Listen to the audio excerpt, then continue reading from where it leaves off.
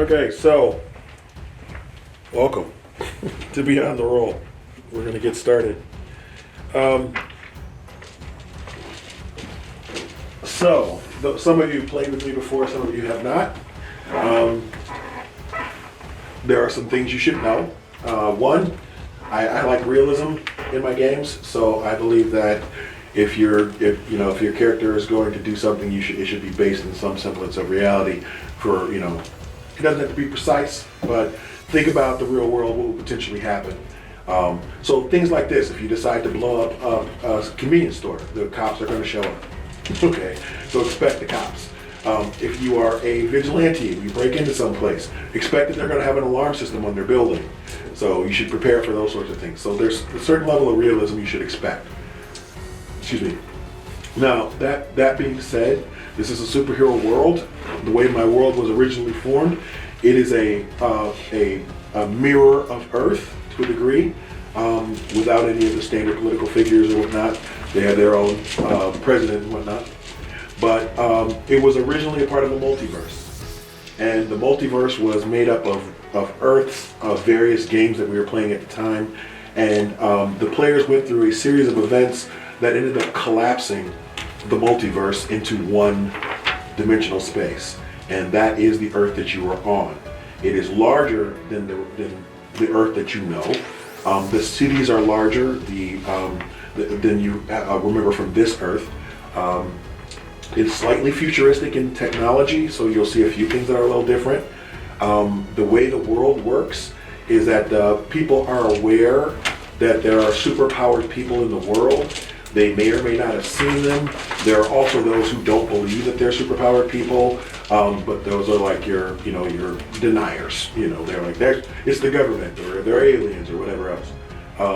They do not know about alien life here, so most people assume humans are the highest form of life in the world. So if you're an alien, good luck. There is a general awareness of people with powers. There's no general public knowledge of the X gene, or the idea that there are mutants in the world. So there's no random testing for it. There's no legislation or registration required at this point. But suffice it to say, there are people who are still afraid of people with powers. Some people glorify them just like they do celebrities, but they're not super common, but common enough that the general public is aware. As far as the government is concerned, the government is generally seen as a benevolent government, but there is corruption. There are factions within the government, some of them covert, some of them overt. The United States government is basically the same power level that it is in this world, in that we control a good portion of the military arms around the world. But there are private corporations that are a lot more powerful than some governments. Be aware of that. They operate regardless of geographical lines or sovereignty of powers or whatnot. So, be conscious of that. There are several major events that have taken place in the city of New York and around the world. In the city of New York, a short time ago, about 2 or 3 years ago, there was a series of criminals who went through the city just creating mayhem, blowing up hospitals, doing all kinds of craziness. That has since died down. Recently, there was a government super team that came to the city. There was an upheaval when there was a forced registration by the immigration department. They were rounding up people they thought of Hispanic origin. Thousands of them in the city illegally. There was all kinds of protests that were going on about it. You had ICE in the city, who were affiliated with some sort of security company, and there was all kinds of mayhem going on about that. That all ended when there was a string of deaths, of gruesome murders of high-profile criminal people, some of which left the actual country to get away from it. And then all of a sudden, one of the heroes was brutally murdered and strung up in the middle of the city, and they left. basically. The super group left, basically. He was a speedster, and he apparently pissed off the wrong person, and they strung him up after what they can only describe as a brutal torture. So they said he didn't die for a long time. Oh no! So at any rate, after that happened, there was a world event that took place that to this day is wholly unexplained. They call it the tremble. Okay, and what basically happened about 6 months ago was the earth shook. Every continent, every city, everywhere shook. And it created not major tsunamis, but minor tsunamis around the world on various coastal cities.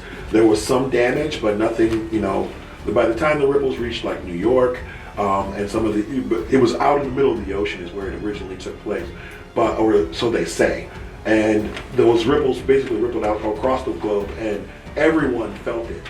And the geological services are basically saying that it was a gravitational anomaly related to the Earth's position in our solar system, that the sun gave off a gravimetric wave, and that shook the Earth.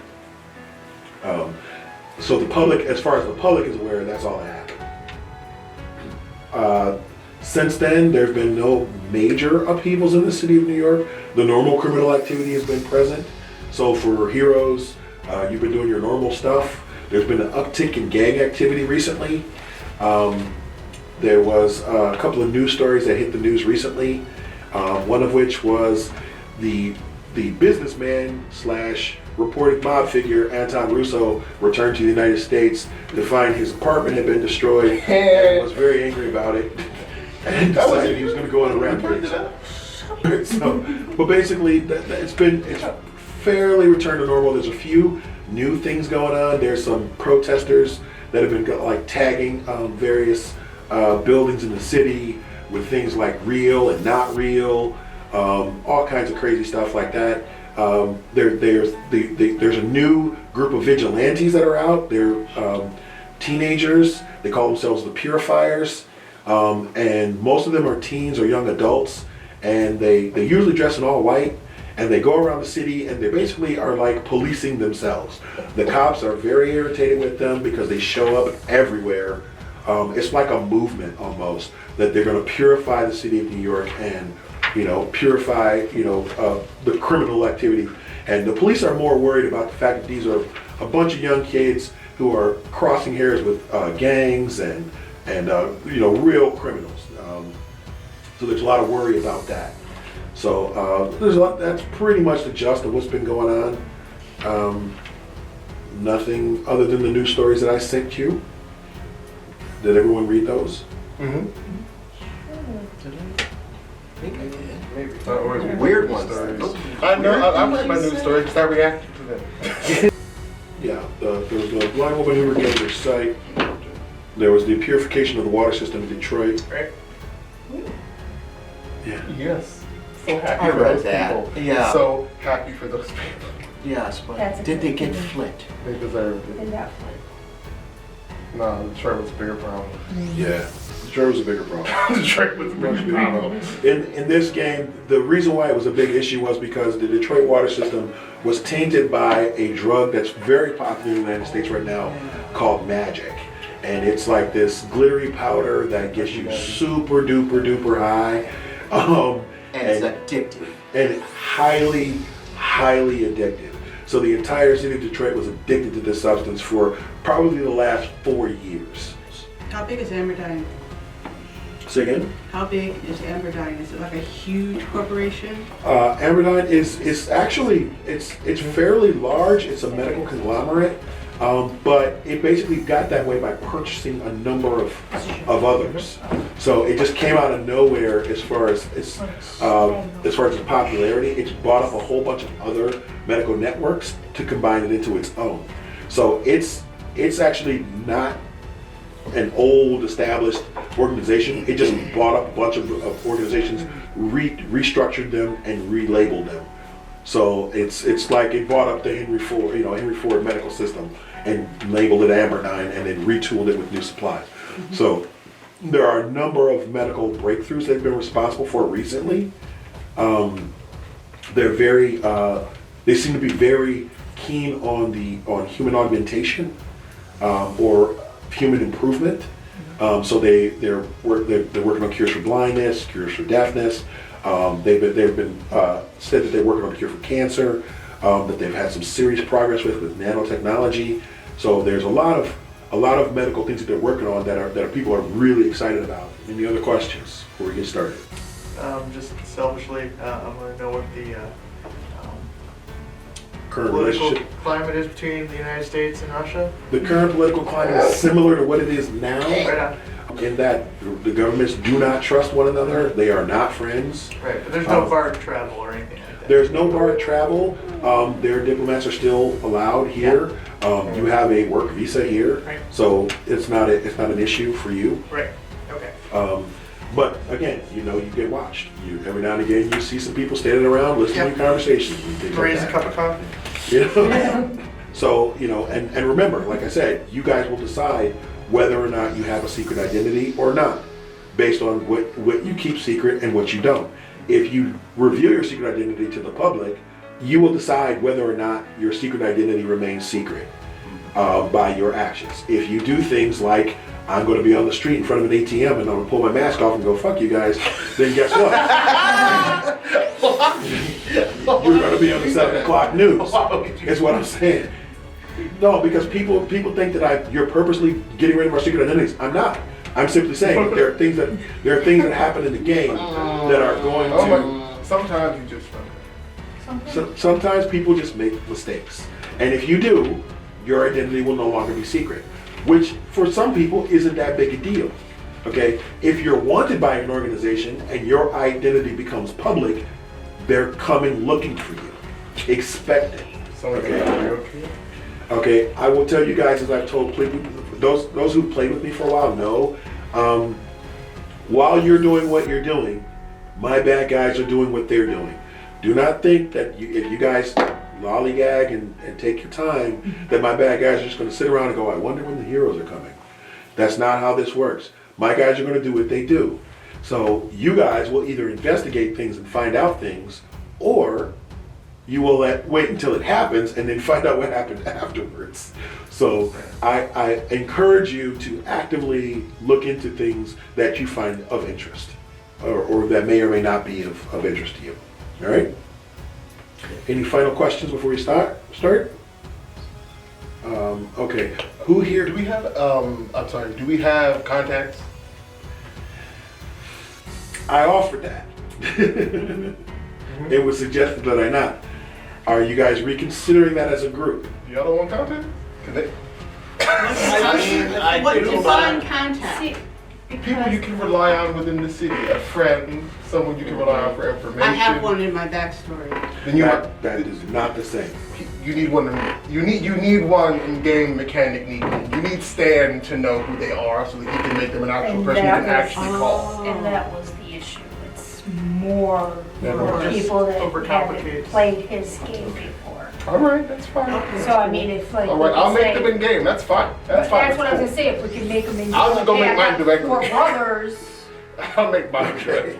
I am okay with you guys creating your contacts in game. Just understand the mechanic that's involved. Your contacts and allies are two totally different types of people. Contacts are people that you have a mutually exchanging relationship with. Like you scratch my back, I scratch your back. Right. So it's like a cop that feeds you information in basically so that he can leak information that he wants out there, and so that you give him tips when you know on things that he needs to know, back and forth. So it's a give and take type of situation. Allies are different.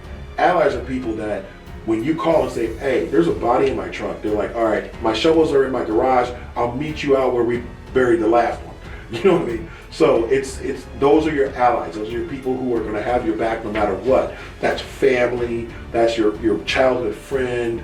That's the guy whose life you saved. Those sort of people. You're going to have a different relationship with them than you're going to have with your contacts. Like a Tony Stark, Happy Hogan type relationship.